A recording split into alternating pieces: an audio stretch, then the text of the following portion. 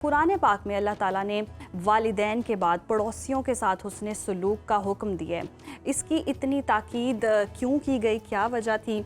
और जिस तरह से हमने ज़िक्र भी किया कि नबी करीम सल्लल्लाहु अलैहि वसल्लम ने जिस तरह से फरमाया, तो पड़ोसियों के हुकूक़ के हवाले से आज बताएं। बिस्मिल्लाहिर्रहमानिर्रहीम वअब्दुल्लाह वला तुशरिकू बिही शैअन व बिल वालिदैनि ihसाना व बिदिल क़ुरबा वल यतामा वल मसाकीन वल जारि दिल क़ुरबा वल जारिल जुनुब व साहिबि बिल जंबि व इब्निस सबील। इंतहाई शुक्रगुज़ार हूँ, एक ख़ूबसूरत प्लेटफार्म पर ख़ूबसूरत उन्वान के साथ आपने मुझे शरीक गुफ्तगू किया। जज़ाकुमुल्लाह खैरन। मैं अल्लाह से दुआ करूँ कि अल्लाह जो मैं कलिमात अदा करने जा रहा हूँ वो दिल से हों और दिल तक जाएँ।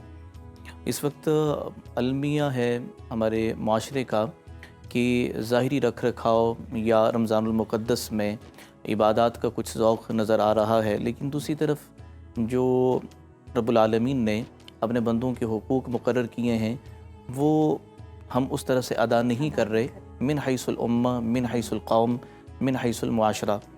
कुरान मजीद बुरहान रशीद सूरह निसा में अल्लाह जल्ल वाला ने अपनी इबादत के साथ वालिदैन का हुस्न सलूक और वालिदैन के हुस्न सलूक के फ़ौरी बाद जो फरमाया वबिदिल क़ुरबा, करीबी रिश्तेदार हों, वल जारि दिल क़ुरबा वल जारिल जुनुब व साहिबि बिल जंबि व इब्निस सबील। यहाँ मुफस्सरीन ने पड़ोसियों की 3 किस्में लिखी हैं। एक वो पड़ोसी है जो पड़ोसी भी है और रिश्तेदार भी है। एक वो पड़ोसी है जो रिश्तेदार नहीं है लेकिन मुसलमान है।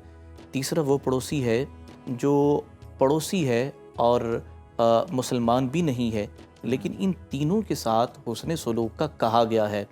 यहाँ तक कि 40 घरों तक जो दीवार यानी आप ये कह लें कि ताल्लुक़ मिलता है जो करीबी पड़ोसी हैं। और जी बिल्कुल। फिर इसके साथ साथ जो कुरान करीम में तीसरी किस्म जो बयान की गई है, ये पहलू भी बड़ा ही काबिल गौर है। वस्साहिबि बिल जंबि, कि हम बैठे हैं आर्जी तौर पर, वेटिंग रूम में बैठे हैं, बस में बैठे हैं, ट्रेन में बैठे हैं, हॉस्पिटल में कहीं भी हैं, तो साथ वाला हुस्न सलूक का मुस्तहिक है, उसके साथ भी हमारा अच्छा सलूक होना चाहिए। कुरान करीम बुरहान रशीद हमें यह भी कहता है फ़आतिदल क़ुरबा हक़्क़हु, करीबियों का हक़ देना चाहिए।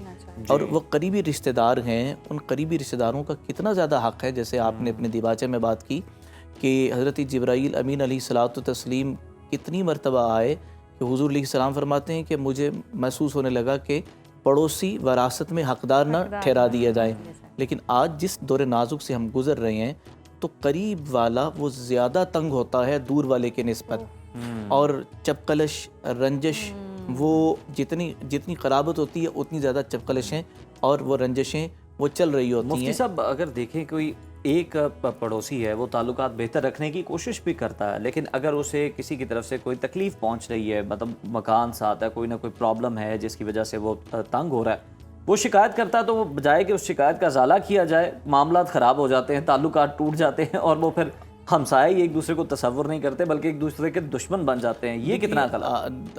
बिल्कुल ऐसे ही होता है कि छोटी छोटी बात होती है, पार्किंग पे झगड़ा हो जाता है, ज़्यादातर कूड़ा फेंकने पे झगड़ा हो जाता है। कुरान करीम ने जो उसलूब हमें बताया है यदरऊन बिल हसनति सय्यिआ, कि इदफा बिल्लती ही अहसन, ये भी बताया कि जो बुरा करता है उसका जवाब अच्छाई से दिया जाए।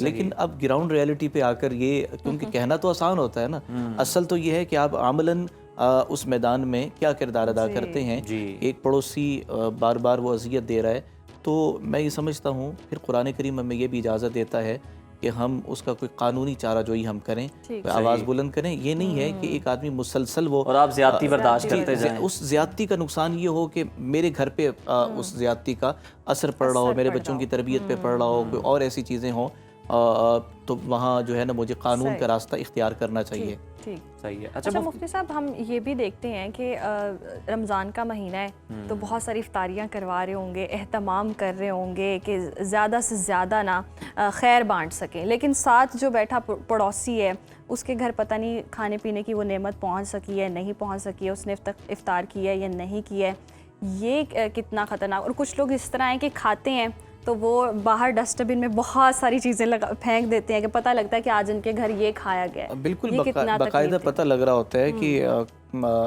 कौन से रेस्टोरेंट की कौन सी चीज़, कौन सी डिश मंगवाई गई है, اور جو پھلوں کے چھلکے وغیرہ ہیں وہ بھی آگے بتیرے نظر آ رہے ہوتے ہیں۔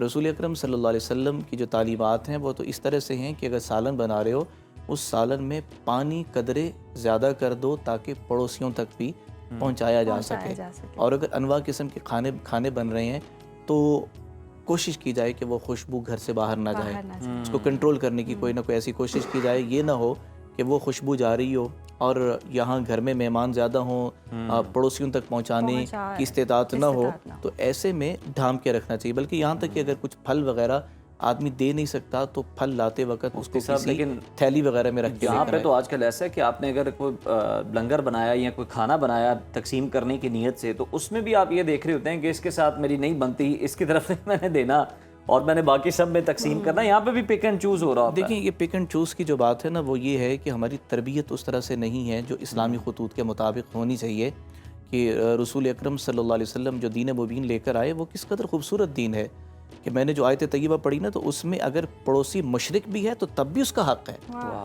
یہاں تو آپ کے توسط سے یہ عرض کروں گا کہ جو میرے اسکول آف تھاٹ کا نہیں ہے نا، جو میرے مکتبہ فکر کا نہیں ہے، تو وہ پڑوسیوں کے اس حقوق سے باہر نکل گیا۔ بلکہ میں کوشش یہ کروں گا، یہ مثال کے طور پہ بتا رہا ہوں، اللہ ایسا وقت نہ لے کر آئے، بلکہ ہمارے قریب میں ایسے پڑوسی ہمارے رہے ہیں کہ جن کا مکتبہ فکر ہم سے جدا تھا، لیکن یقین جانیے آج بھی ان سے میل ملاقات جب ہوتی ہے تو وہ پڑوسیوں والا وہ جو حق جو تھا اس کو نبھانے کی کوشش کرتے ہیں۔